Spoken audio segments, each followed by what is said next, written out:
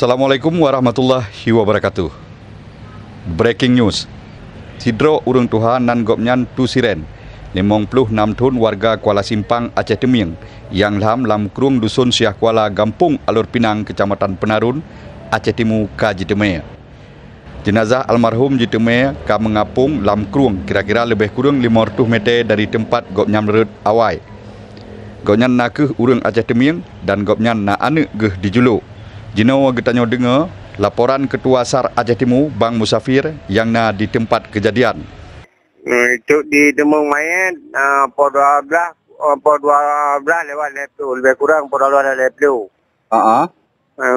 Mayat kat terapung dah teri.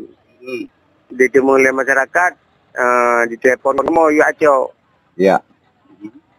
Pada retu meter bang dari lokasinya?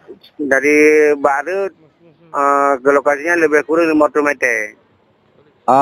Selanjutnya jenazah koknya hoime bang? Jenazah kamu selaku SAR telepon ambulan. Habis ambulan diserahkan pada keluarga.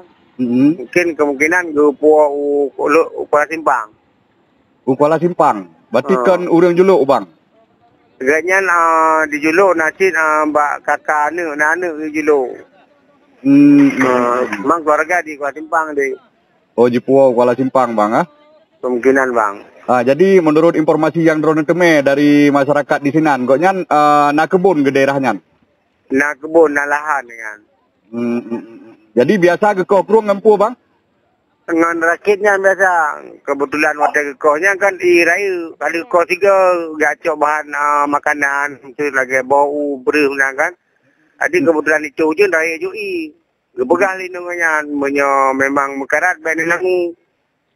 Oh, nak keluarga ginan koyan? Nak dua ngainong ke. Keluarga nak berbuah rumahnya. God bang, terima kasih bang.